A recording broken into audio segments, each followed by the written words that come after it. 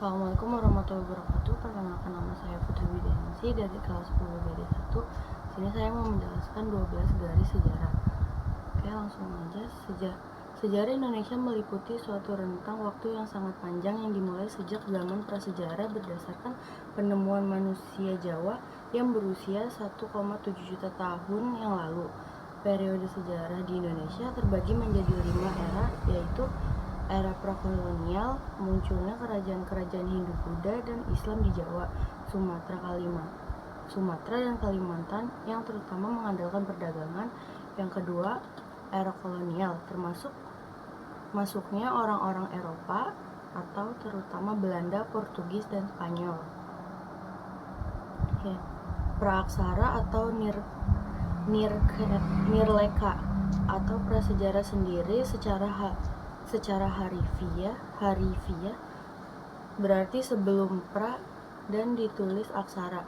Ini adalah masa di mana manusia belum mengenal tulisan dan hanya mengandalkan fosil atau sisa makhluk hidup yang telah membantu, dan artefak, sisa peralatan manusia yang telah membantu untuk mempelajari kehidupannya. Kerajaan Salakanegara atau Kerajaan Rajatapura atau Kota Perak tercantum pada naskah Wangsakerta buatan tahun 1800 Masehi. Setelah kota tertua di Pulau Jawa, tokoh awal yang berkuasa di sini adalah Aki Tirem. Sejarah Nusantara pada era kerajaan Hindu-Buddha berkembang karena berhubungan dagang wilayah Nusantara dengan negara-negara dari luar seperti India, Tiongkok, dan wilayah Timur Tengah. Agama Hindu masuk ke Indonesia pada periode Tarik Masehi. Ajaran Hindu yang berkembang di beberapa tempat di Nusantara disebut dengan aliran Waisnawa,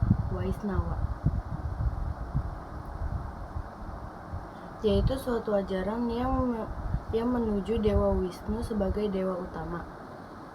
Nabi Muhammad SAW telah membawa bangsa Arab yang semula terbelakang, bodoh, tidak beradab, dan tidak terkenal, dan diabaikan oleh bangsa lain, menjadi bangsa yang maju. Ia dengan cepat bergerak mengembangkan dunia, membina suatu budaya dan beradaban yang sangat penting, artinya sejarah manusia hingga sekarang. Saya lanjutkan.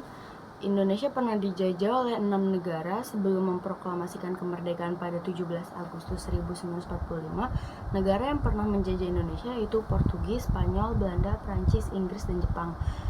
Alasan penjajahan ini beragam. Mulanya mereka ingin menguasai sumber daya alam Indonesia yang kaya akan rempah-rempah dan hasil bumi lainnya. Fungsi kongsi dagang bagi bangsa Eropa adalah untuk menghindari persaingan tidak sehat antar sesama pedagang di suatu negara, sehingga bisa mendatangkan lebih banyak keuntungan bagi negara yang lebih kuat bersaing dengan kongsi dagang lainnya. Jepang ikut serta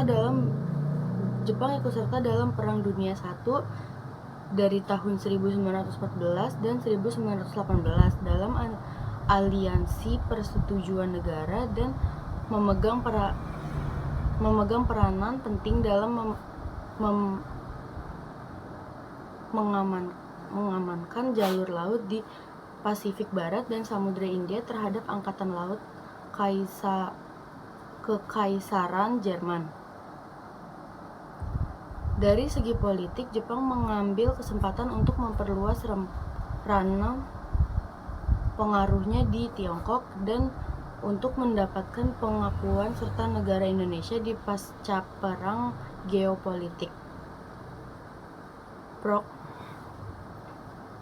Proklamasi kemerdekaan Indonesia dilaksanakan pada hari Jumat 17 Agustus 1945 pada tahun Masehi atau tanggal 17 Agustus 2605 menurut tahun Jepang, yang dibacakan oleh Soekarno dengan didampingi oleh Dr.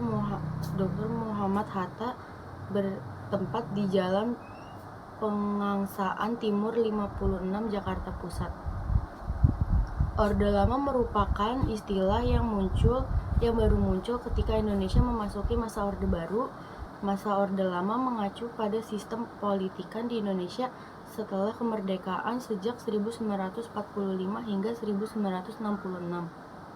Saat berada di masa Orde Lama, Indonesia dipimpin oleh Soekarno sebagai kepala negara sekaligus kepala pemerintahan. Repelita tahun 1969 sampai 1974, semasa Soekarno memimpin sebagai Presiden Indonesia, ia membentuk Kabinet Pembangunan. Setelah Kabinet Ampera terakhir, Kabinet Ampera sendiri adalah kabinet yang dibentuk oleh Presiden Soekarno namun dijalankan oleh Soeharto. Program kerja yang dicanangkan Kabinet Ampera disebut Catur Karya Kabinet Ampera. Program ini bertujuan untuk memperbaiki kehidupan rakyat terutama di bidang sandang dan pangan. 20 tahun silam, 21 Mei 1998 mencatat sebagai salah satu momen penting dalam sejarah Indonesia, sebab pada Kamis pagi itu Soekarno menyatakan berhenti dari jabatannya sebagai Presiden Republik Indonesia. Presiden Soeharto menyatakan mundur setelah berkuasa selama 32 tahun berhitung sejak dia mendapatkan mandat.